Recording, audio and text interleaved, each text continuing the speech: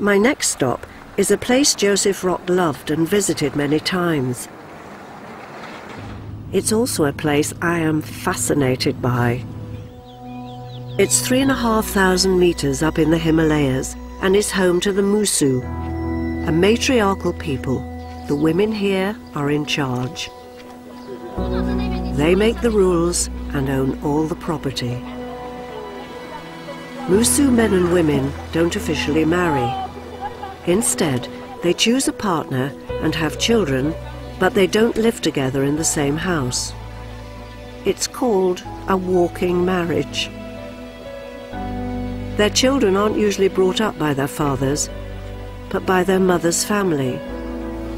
All property is handed down from mother to daughter.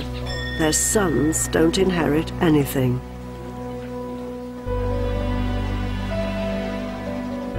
The Musu live around the stunning Lugu Lake.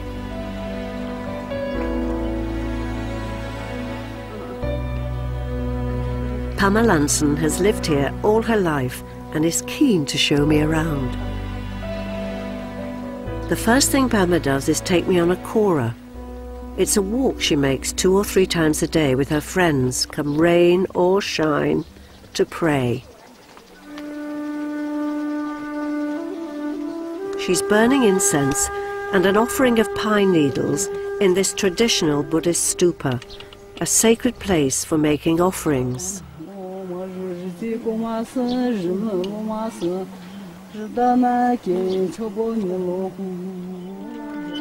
She's given me a prayer wheel to spin.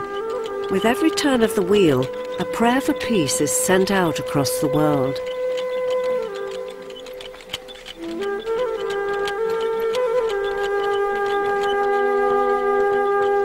They're the calmest women I've ever met in my life, and their warmth. And they can do this for, well, the longer the better, apparently. So they will walk around there for hours and offer up their prayers.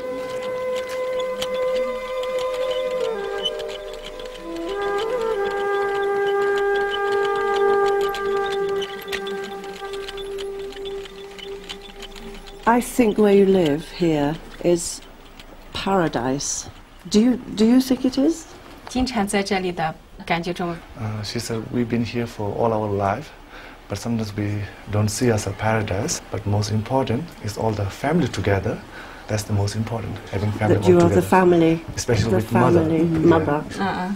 I brought some photographs of my family.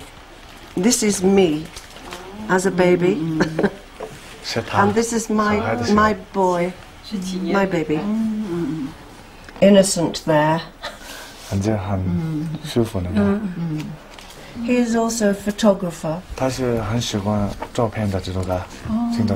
My son's going to marry this girl. I have an adopted daughter, and they're going to get married. They're getting married in 2 weeks. Yeah. So I need a new hat.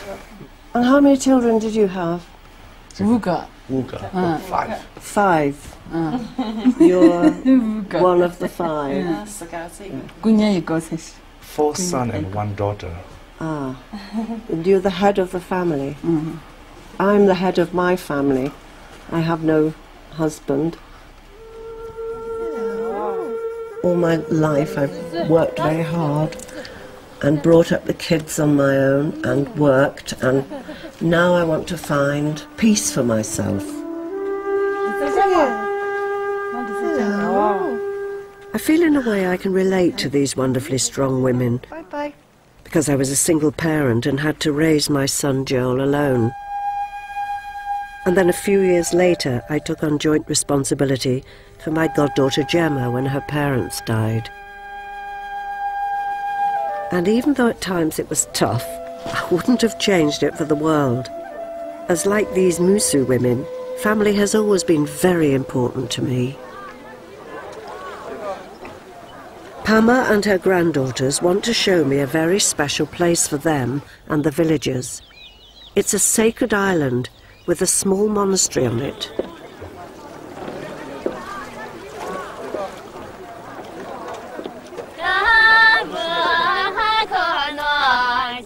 Halfway across the lake, Pama's granddaughters start to sing a traditional fishing song to bring us luck on this journey, which is very reassuring.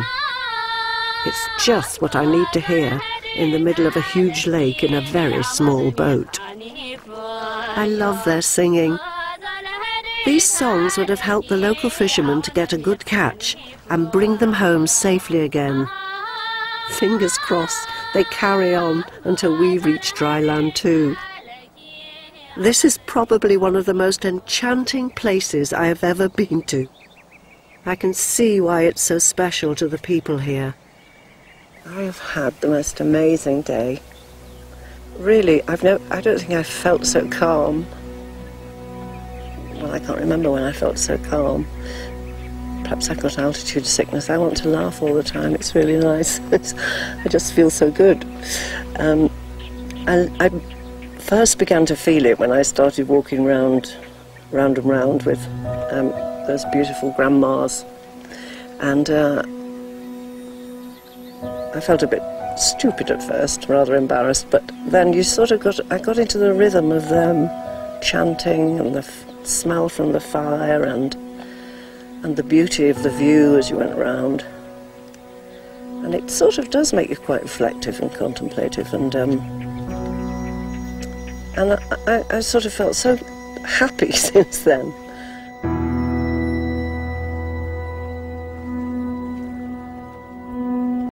Going to say the old lady's calmness, but I actually am 2 years older than her, so that's really bad. But Grandma's calmness and her daughter's total serenity just really, I suppose, has chilled me out. I really, really feel a bit blessed that I've come on this journey.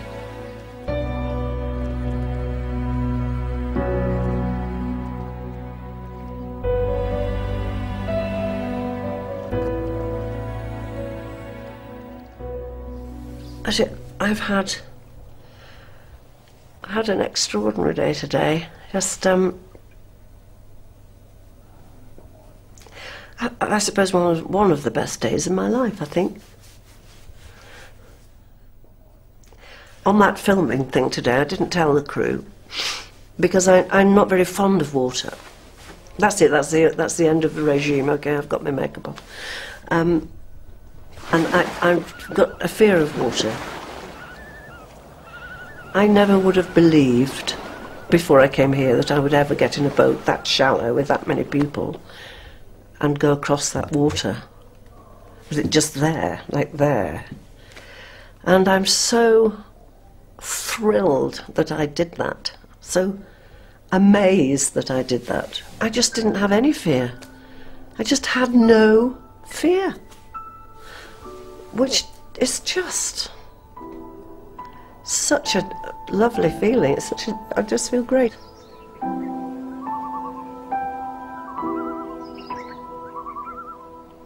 Being on the lake took me back to being on Taylor Park Lake with Geoffrey Frodsham, my first boyfriend, who took me rowing. That was one of the thoughts going through my head. I don't believe I'm saying all this. Just lots of memories of childhood. I did have the most happy childhood. One of the best things that I've been able to achieve was being able to tell my mum that just before she died. We talked about the happy childhood I had had.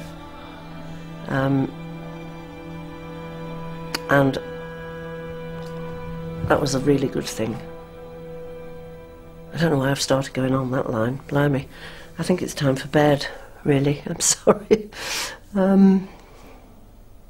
Because I don't feel at all sad. I feel happy. And so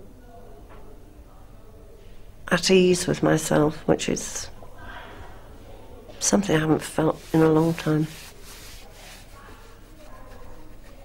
I'm going to bottle this and I'll bring it all back. Going to bed now.